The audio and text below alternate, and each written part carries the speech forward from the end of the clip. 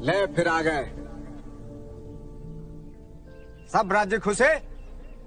हाँ।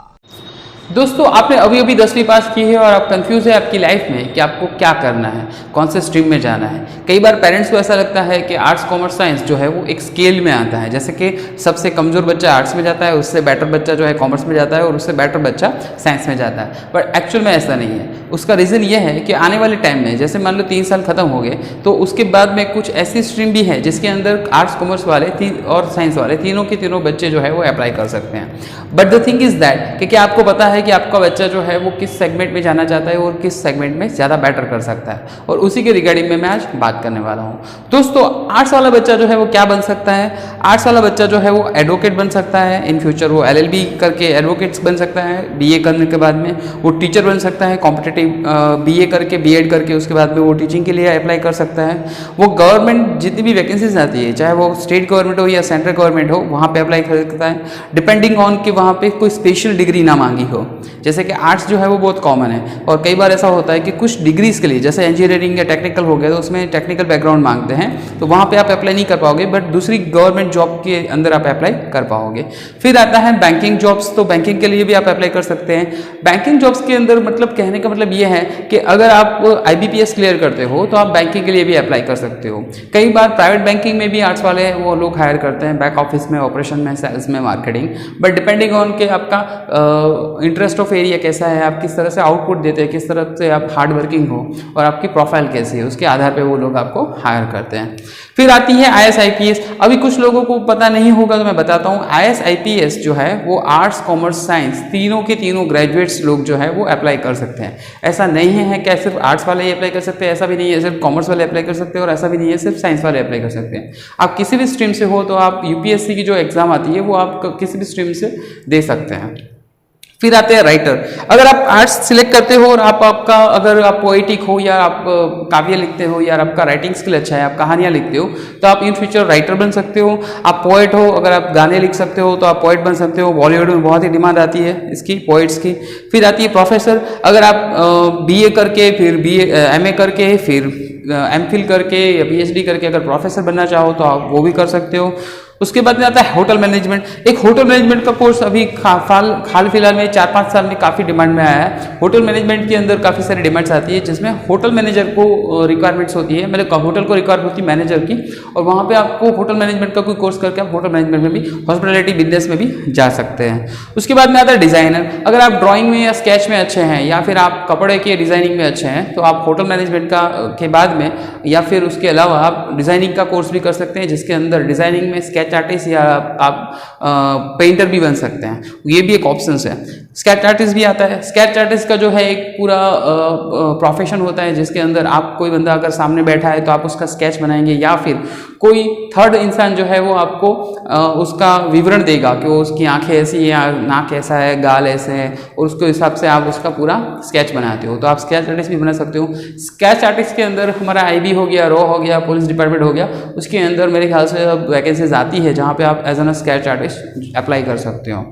उसके बाद में आता है जर्नलिस्ट। अगर आप फ्यूचर में जर्नलिस्ट मतलब कि आप रिपोर्टर बनना चाहते हो, रिपोर्टर का काम सिर्फ इतना नहीं होता है कि वो सिर्फ कैमरा के सामने बोले, वो रिपोर्टर का दूसरा भी काफ़ी सारा काम आता है। तो अगर आप BA करने के बाद कोई जर्नलिज्म का कोर्स करते हो और जर्नलिज्म कोर्स के बाद में कोई लोकल या आप स्टेट लेवल की कोई आप न्यूज़ चैनल ज्वाइन करते हो तो आप जर्नलिस्ट भी बन सकते हो।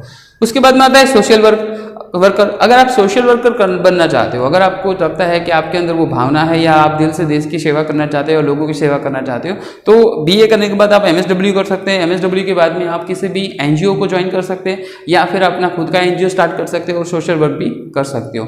अगर आप NGO भी ज्वाइन करते हो तो वहाँ से भी आपको अच्छा खासा सैलरी मिलेगा। अगर आप NGO से आगे भी चलते हो तो उसमें भी आपको स्कोप है। साथ में आपको दूसरे ऑप्शन जैसे कि IAS IPS का ऑप्शन तो है ही। उसके बाद में आता है एग्रीकल्चर। अगर आपको एग्रीकल्चर में जाना है तो आप एग्रीकल्चर में भी आगे जा सकते हो। एग्रीकल्चर के अंदर भी बैचलर के बाद में अगर मास्टर करना है या बैचलर इन एग्रीकल्चर में डिग्री आता है, अगर आप 10th के बाद में, अगर 12th के बाद में अगर आप एग्रीकल्चर में जाना चाहते हो तो एग्रीकल्चर भी सिलेक्ट कर सकते हो, बट वो होगा आपका 12th के बाद में। 12th के बाद में बैचलर इन एग्रीकल्चर आप कर सकते हो। और उसके बाद में अगर आप गाँव से हो, गाँव खेड़े से हो और गाँव के अंदर ही रहना चाहते हो और अपने गाँव में ही आप डेवलप होना चाहते हो तो एग्रीकल्चर का कोर्स करके आप एग्रीकल्चर में भी आगे बढ़ सकते हो या अपनी खेती को आगे बढ़ा सकते हो। फिर आता है एनी गवर्नमेंट जॉब। अगर आप आर्ट्स से ग्रेजुएट होते हो तो आप किसी भी गवर्नमेंट जॉब में अप्लाई कर सकते हो। So don't worry about that कि मैं इस स्ट्रीम में जा सकता है नहीं, उस स्ट्रीम में जा सकता हूँ नहीं। आप किसी भी गवर्नमेंट जॉब के लिए अप्लाई कर सकते हो, बशर्ते आपको उसका एंट्रेंस टेस्ट जो उसका कॉम्पिटिशन जो है वो आपको फेस करना पड़ेगा।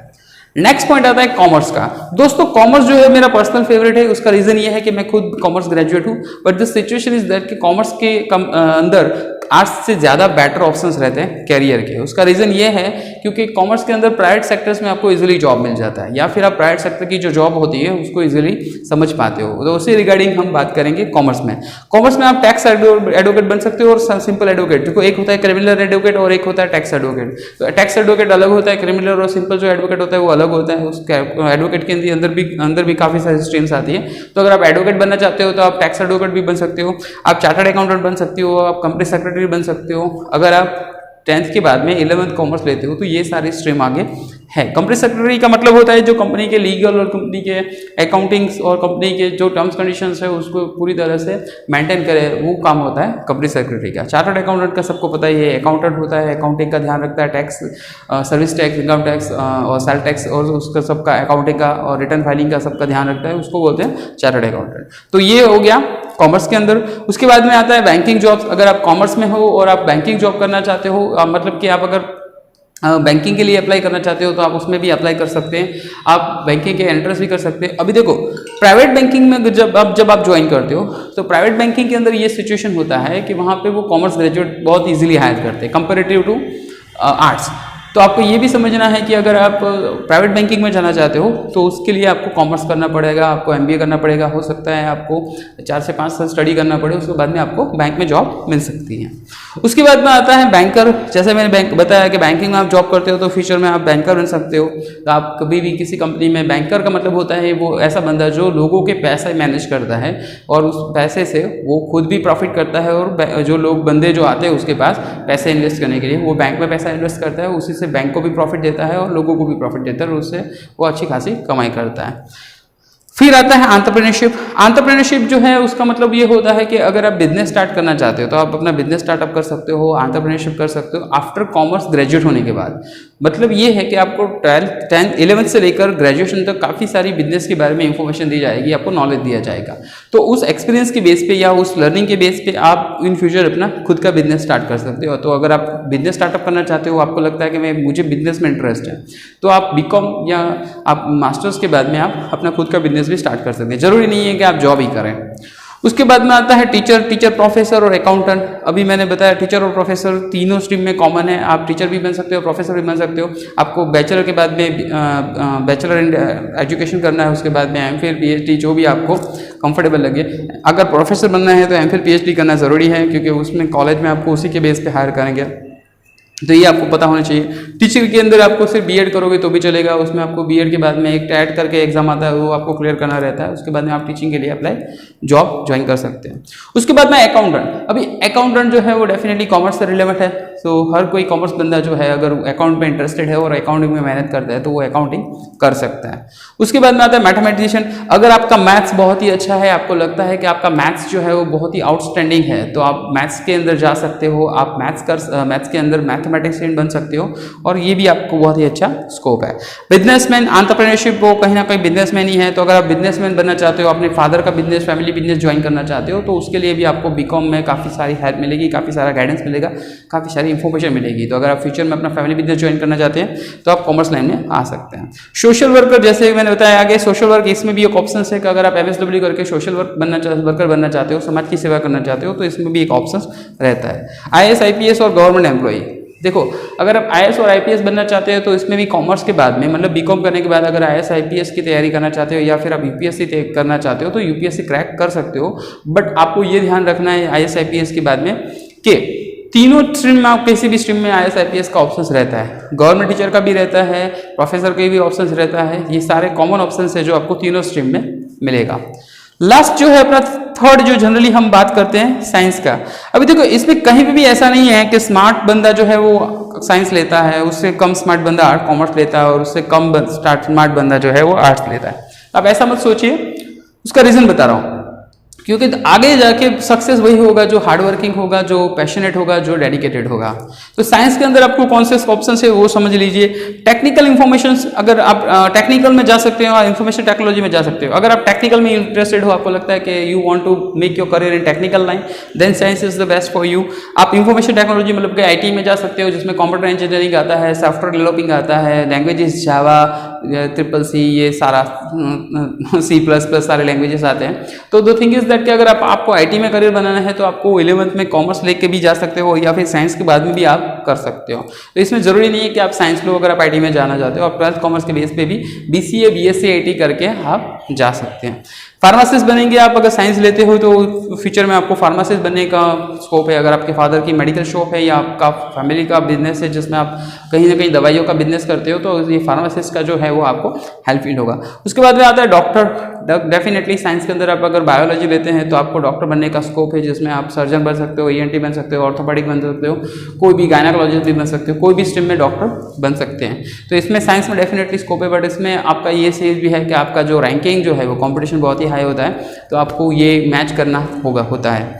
फिर आता है इंजीनियर, जैसे मैंने बताया इंजीनियर में सिविल आ गया, मैकेनिकल आ गया, IT आ गया। ये तीनों इंजीनियर्स आते हैं, जिसके अंदर सिविल्स का होता है, काम बना घर बनाना होता है, मैकेनिकल होता है, मशीनों को ठीक करना, और फिर आता है IT इंजीनियर। तो IT इंजीनियर जैसे मैंने बताया कंप्यूटर इंजीनियर होता है।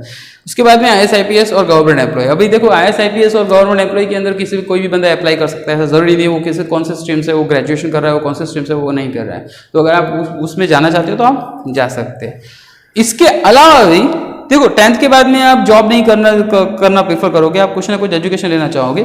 उसके अलावा भी एक एडिशनल ऑप्शन है ITI डिप्लोमा। अगर आपको लग रहा है कि आपको आगे स्टडी बहुत नहीं करना है, बट आपको टेक्निकल लाइन में ही करियर बनाना है, तो काफ़ी सारे ऐसे लोग भी हैं जो ITI डिप्लोमा करते हैं, जैसे डीजल मैकेनिक हो गया, जैसे ऑटो हो गया, जैसे इलेक्ट्रिक हो गया। उसमें काफ़ी सारे वायरमैन के भी और काफ़ी सारे डिप्लोमा कोर्स होते हैं, उसमें 2-2, 3-3 साल के डिप्लोमा कोर्स होते हैं। तो अगर आपको उसके अंदर जाना है तो आप उसमें जा सकते हैं, उसमें भी काफ़ी सारा अच्छा ऑप्शन है, उसके अंदर अच्छे आगे करियर के ऑप्शन है। बट मेरा पर्सनल सजेशन ये है कि अगर आप बैचलर या मास्टर डिग्री करते हो तो उसमें बेटर स्कोप रहेगा आपको डिप्लोमा की कंपैरिजन में। But that is also depend कि आपकी प्रोफाइल कैसी है, आप कितना स्ट्रगल, आप कितने होशियार हो, कितने आप हार्ड वर्किंग हो, उसके ऊपर भी डिपेंड करता है। तो दोस्तों ये 3 ऑप्शंस जो है मैंने बताया, जो जनरली 10th के बाद में बच्चे कर सकते हैं। 10th के बाद में देखो आप कोई स्टार्टअप नहीं कर सकते, आप बिजनेस नहीं कर सकते, ये सारे ऑप्शंस नहीं रहते। बट फ्यूचर में आपको कहाँ पे आपकी गाड़ी लैंड होगी उसी के बारे में मैंने आज बताने की कोशिश की है। आई होप ये वीडियो आपको यूजफुल लगा हो। प्लीज़ अपने फ्रेंड्स और सर्कल के साथ में जो लोग जो है कंप्लीट कन्फ्यूजन में उनके साथ शेयर कीजिए, और थोड़ा क्लियर हो जाएगी कि किस तरह से आपकी लाइफ आगे बढ़ेगी और किस स्ट्रीम में आप जाना चाहते हो और अपनी लाइफ में आगे बढ़ना चाहते हो। थैंक यू दोस्तों, थैंक यू वेरी मच।